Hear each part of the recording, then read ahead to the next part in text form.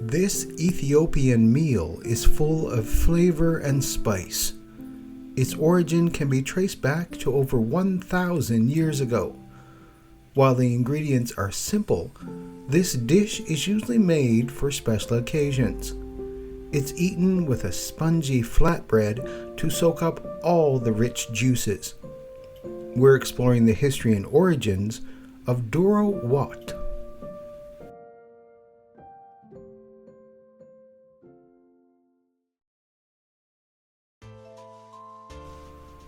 I'm your host, Glenn Warren, and welcome to another serving of Seasons Eatings, the podcast which explores the history and origins of your favorite Christmas foods. Seasons Eatings can be found wherever you download your favorite podcasts. If you haven't already, I would ask you to subscribe. That way you won't miss an episode when it's released, and all future episodes will be available without you having to search for them. If you can please take a minute and leave me a 5-star review, I would greatly appreciate it.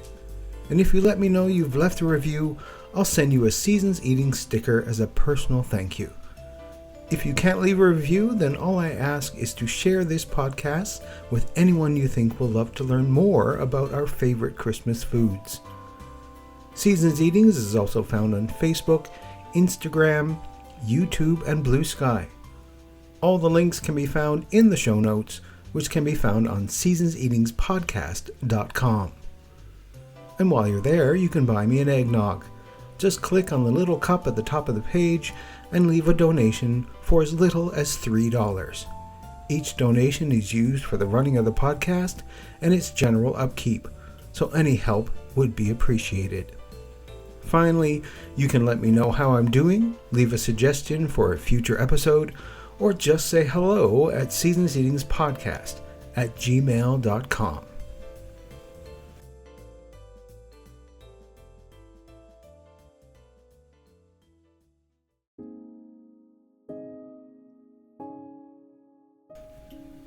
Doro what is one of the most iconic dishes in Ethiopian cuisine.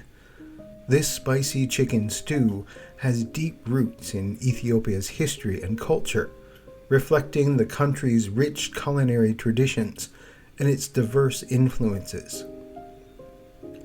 The Ethiopian Orthodox Church considers January 7th to be the day of Jesus' birth, and is therefore the day for major religious activity in Ethiopia. This Christmas day is called Ghana. The name Ghana is derived from the Amharic word meaning birth, and is also associated with the word Ganana, which signifies the imminent coming of the baby Jesus. Ghana is a strictly religious occasion with its own unique traditions. The giving of gifts is not central to the Ethiopian Christmas tradition. Rather, the focus is on ritual and ceremony. Many Ethiopians carry out a 43-day fast in the lead up to Christmas Day. Visitors in Ethiopia for Ghana should expect to see the locals dressed completely in white on Christmas Day. Chanting and singing are central to the services. Many go from church to church on foot to take part in various services. The 43-day fast is broken at daybreak on January 7th with a light meal. Later in the day, a Doro what, a spicy stew containing meat and vegetables, and sometimes topped with an egg, is eaten. Injera, Ethiopian flatbread, is used to scoop up and eat the stew. Few dishes capture the soul of a nation like Doro what served with injera. Rich, fiery, and deeply comforting, this spiced chicken stew paired with the soft spongy flatbread has been the centerpiece of Ethiopian celebrations for centuries. It is more than just food. It is a cultural ritual, an act of hospitality, and a bridge to the country's ancient traditions. In Ethiopia, meals are often communal experiences, with friends and family gathered around a shared platter, using injera to scoop up mouthfuls of flavorful vat, or stew. The experience is intimate and symbolic. emphasizing unity and generosity. Doro in particular holds a place of honor at these gatherings, especially during important religious holidays and life milestones. It is a dish that speaks of patience, devotion, and the layering of complex flavors, a true reflection of Ethiopia itself. The origins of Doro are deeply intertwined with Ethiopia's agricultural and cultural practices. Chickens have been a significant part of Ethiopian livestock for centuries, providing an accessible source of protein. The dish itself is a product of the country's tradition of slow-cooked, heavily spiced stews, which are integral to Ethiopian cuisine. The primary ingredient in Doro berbere, is a spice mix unique to Ethiopia, composed of chili peppers, garlic, ginger, basil, Ethiopian cardamom, rue, ajwain, nigella, and fenugreek. The exact composition of berbere can vary from family to family, often passed down through generations, ensuring that each Doro recipe has its unique twist. Doro is particularly significant in Ethiopian Orthodox Christian culture, often prepared for special occasions and religious celebrations. This is why the dish is often prepared for Christmas celebrations. The dish is also central to Fasika, the Ethiopian Easter, celebrated with a feast after the long Lenten fast, during which meat is typically avoided. The preparation of Doro is time-intensive, involving slow-cooking chicken in a rich, spicy sauce until it becomes tender and infused with flavors. This method of preparation underscores the dish's role as a festive and communal meal, meant to be savored and shared. The origins of Doro and injera can be traced back to the mighty Aksumite Empire, a civilization that stood as one of the four great powers of the ancient world alongside Rome, Persia, and China. Aksum's strategic location on the Red Sea allowed it to become a bustling hub of commerce, linking Africa to Arabia and India. This exchange of goods, ideas, and ingredients laid the foundation for Ethiopia's distinctive food traditions. Agricultural records and archaeological evidence suggest that teff, the tiny yet nutrient-rich grain essential for making injera, was already a staple crop during the Aksumite era. With its ability to thrive in highland climates and its superior nutritional profile, teff naturally became the heart of daily sustenance. Flatbreads were common across many ancient cultures, but injera's spongy, slightly sour flavor is uniquely Ethiopian, shaped by generations of fermentation practices.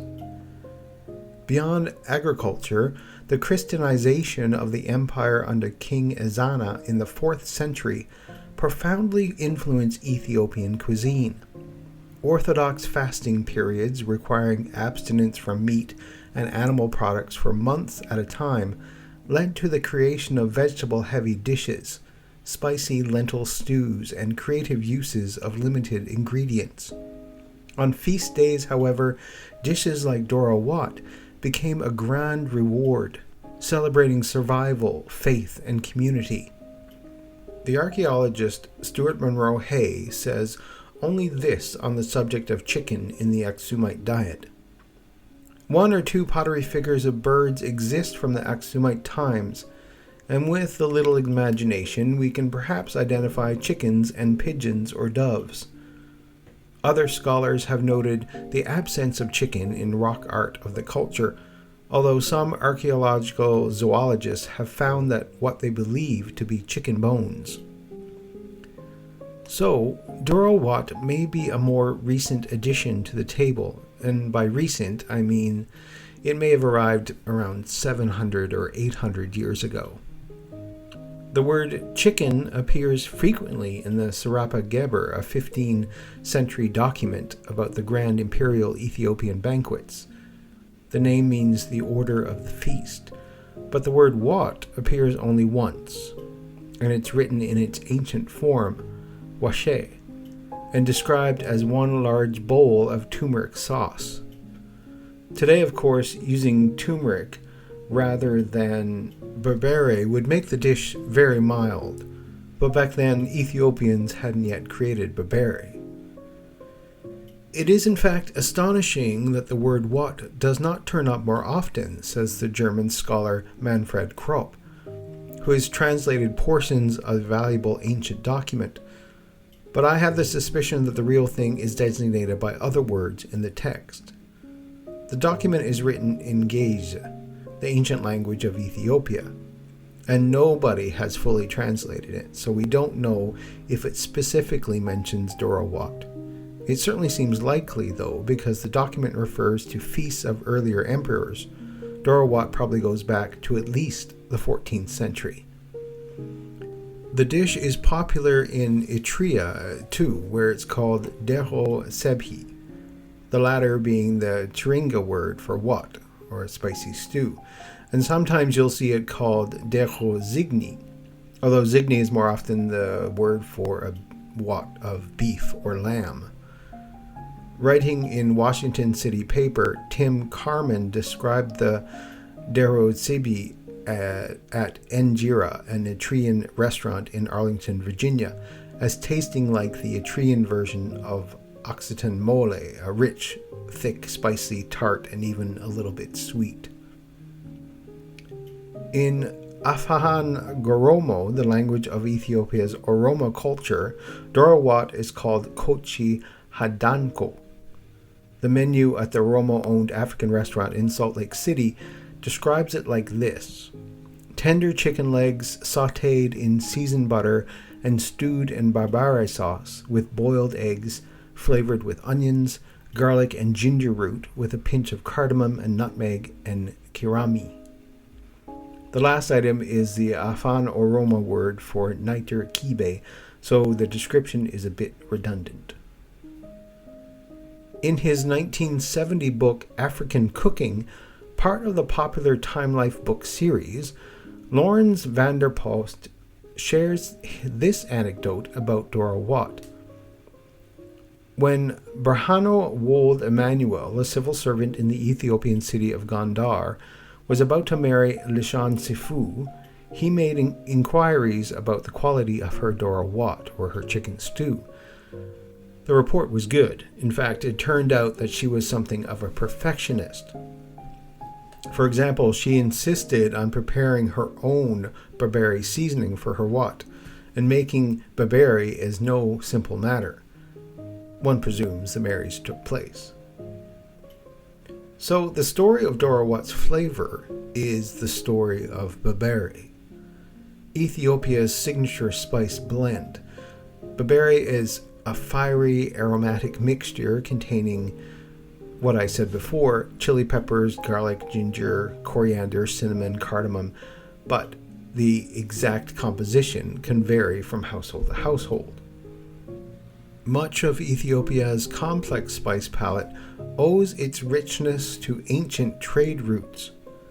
Through its ports on the Red Sea, Ethiopia had access to spices from India, Persia, and Arabia. In return, it exported ivory, gold, frankincense, and myrrh. Merchants and traders introduced ingredients that eventually became deeply rooted in Ethiopian kitchens, where local cooks adapted them into their own distinct flavor profiles. The process of grinding spices by hand, often with mortar and pestle, ensured that berbere remained deeply personal and regionalized. To this day, some Ethiopian families prepare their own berbere once a year in grand ceremonies, roasting and grinding each component with careful attention. In Doro wat, berbere not only imparts heat, but a layered, smoky complexity that cannot be replicated by any single spice alone.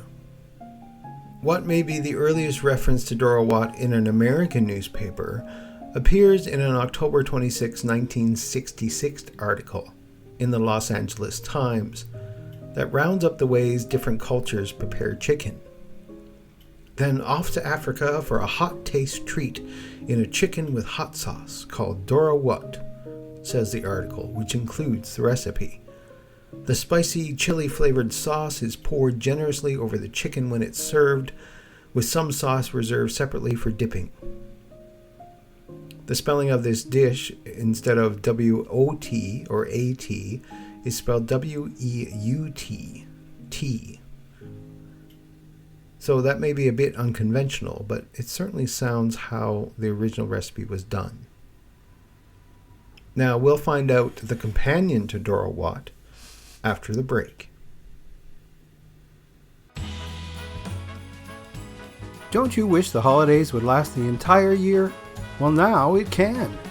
Head on over to mymerrychristmas.com where you can enjoy the holidays all year long.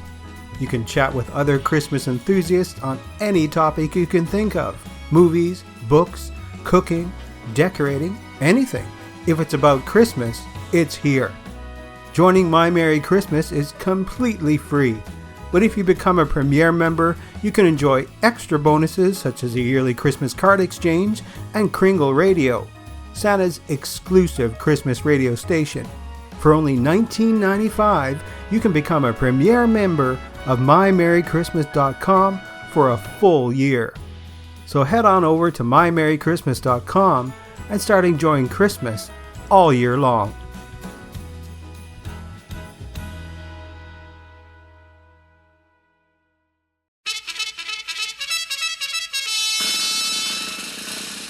It's Christmas!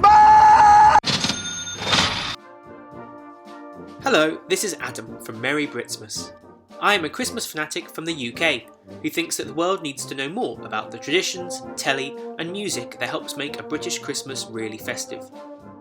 I look at everything from mince pies to Boxing Day to Wham to Slade to the Royal Family to Doctor Who. If you want to find out more about a British Christmas, or you are British and want a hit of nostalgia, check me out at Merry Britsmas. An happy blooming Christmas to you and all.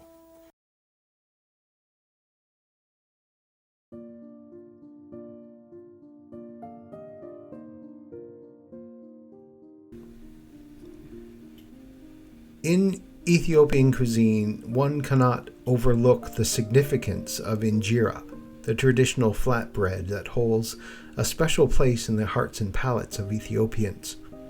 Injera is not just bread. It's a cultural icon, a symbol of togetherness, and the essential component of every Ethiopian meal. Injera is made from teff flour, a gluten-free grain that is indigenous to Ethiopia. Teff is a finely ground to create a smooth, silky flour that forms the basis of injera. Preparing injera involves a fermentation process that gives the bread its distinct taste and texture. The batter is typically left to ferment for a few days, allowing natural yeast to develop and create air pockets within the dough.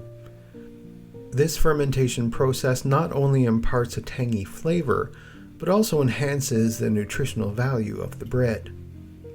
One of the defining features of injera is its spongy texture and porous structure. The air pockets created during the fermentation process give injera its characteristic appearance, with a slightly tangy and sour taste.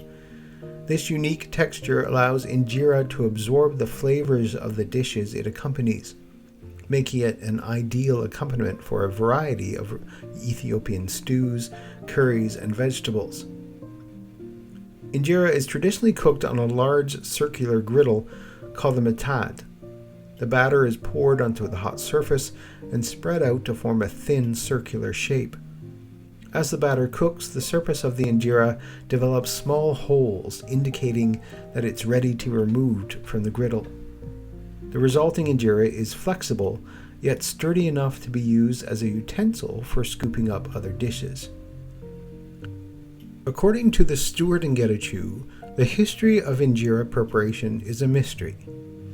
However, they reported that from unpublished sources, injera dated back to 100 BC.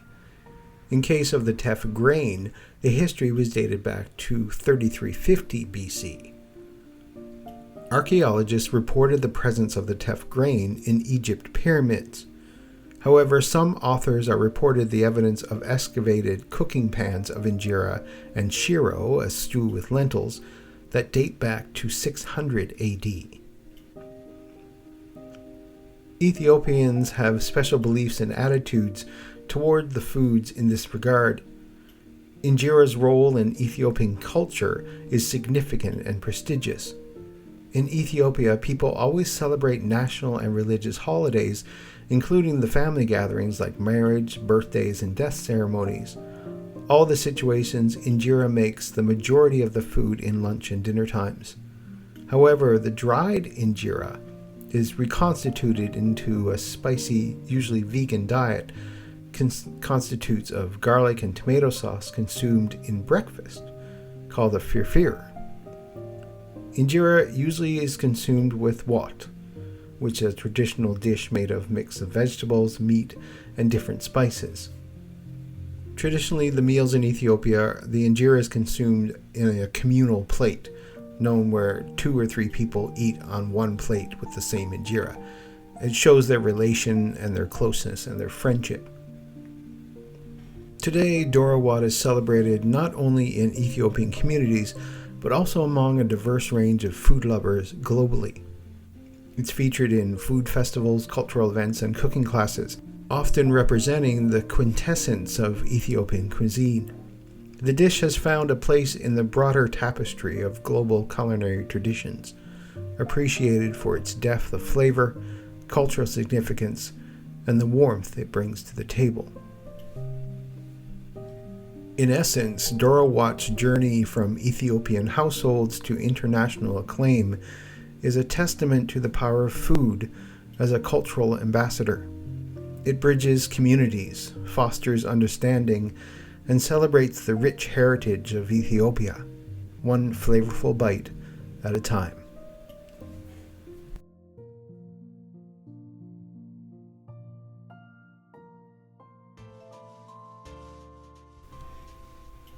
I'm your host, Glenn Warren, and thank you for listening to this serving of Seasons Eatings. Seasons Eatings is available on YouTube, Blue Sky, and wherever you get your favorite podcasts.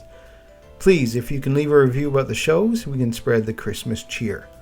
Also, I would love to hear from you. Send me an email at seasonseatingspodcast@gmail.com to let me know how you like the show, suggestions of future episodes, or just to say hi.